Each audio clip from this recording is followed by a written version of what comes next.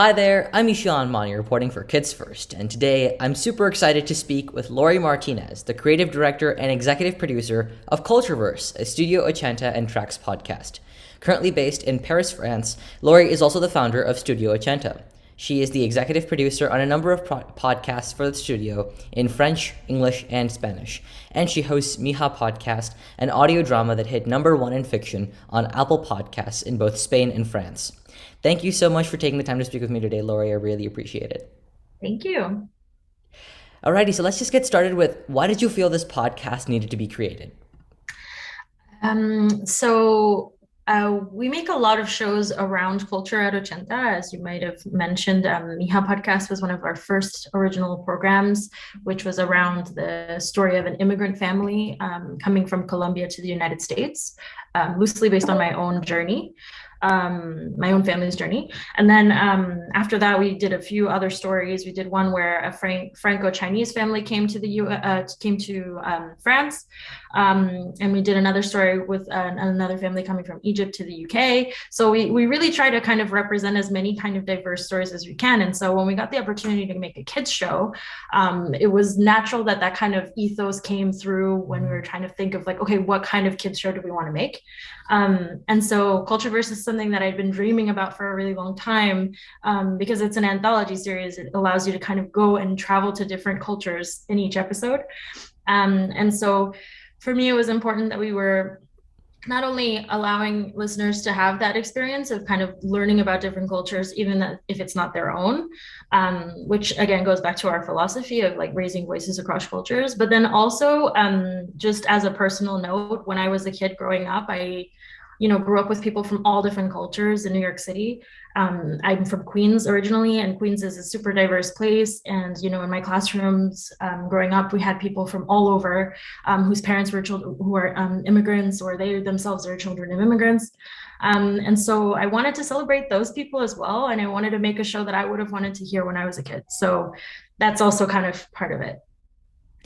Great, awesome. And as a Colombian American living in Paris, why do you believe that diversity in storytelling is especially important? You mentioned that you come from a very diverse background, but how do you believe that this narrative is especially, special, and what does it really bring to audio entertainment? I think we have a special privilege as creators in the audio field because we aren't limited by the budgets of big movies or TV shows, and also our imaginations aren't limited by anything that we can kind of paint or create. So as audio storytellers, we have this ability to create these kind of stories, and for me that representation is so important.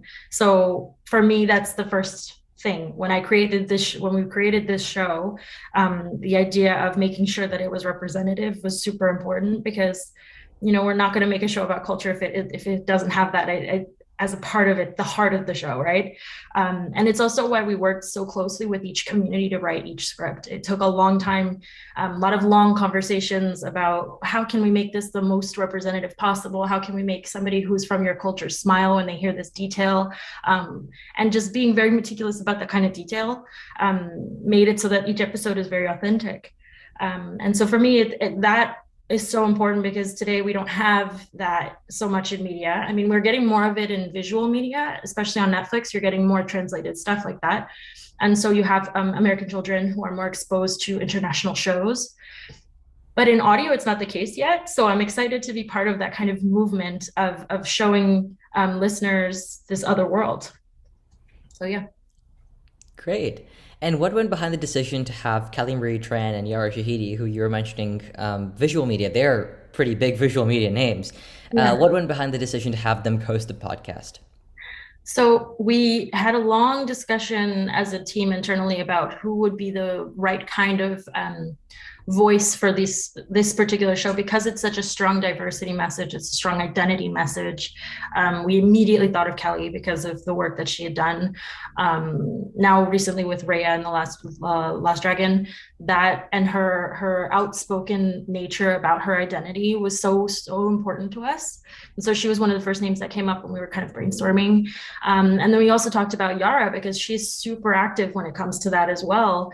And at home, she also has a mixed background, so she had that smile on her face when she saw the scripts, and so that was also really nice to feel that both of these hosts really, really believe in the message. And so that was super important for us. And yeah, that's what went into choosing them. And then when we sat down to do the scripts and we talked to them for the first couple of times, we had really good connection with them. And so it felt like they were just as enthusiastic about it as us. So that's super important. We have some great co-hosts and you have a great team at Ochenta. And so what were some of the most fun moments recording the podcast?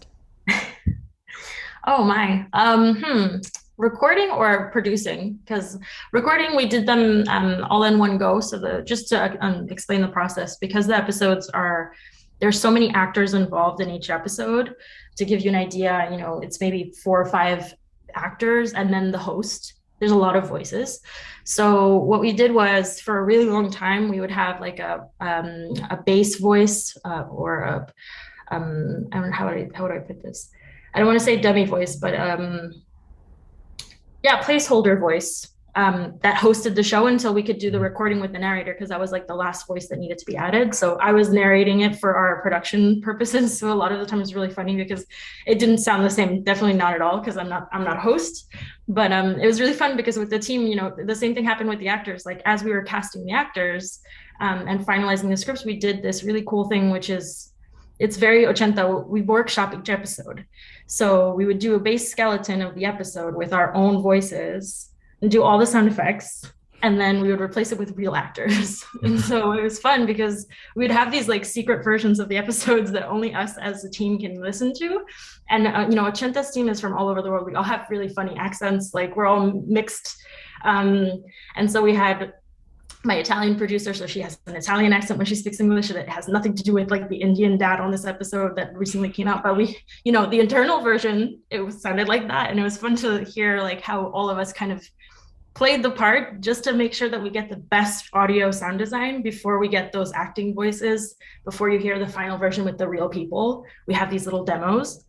And so that was really fun. So every week we'd listen to like these skeleton episodes and see, okay, this joke doesn't land, but it's not just because like it's someone with an Italian accent. It's because it doesn't work. So it was really fun. It was a really cool process. We were very open about it. And also when we were listening to the episodes and speaking about the structure of the stories with the consultants, well, not the consultants, the editorial teams, it was really, really cool because like things that we were brainstorming together, like the going back and forth about what an idea of a culture is really interesting because, like I said, I grew up with a lot of people from different cultures. And so a lot of the stories, the way that we kind of structured them as like the base before we started writing them were based on things that I even heard when I was growing up and, friends of mine who had told me stories. And so going into it and really being like, okay, so what is especially because we just listened to the Loyal Mongoose that came out this week.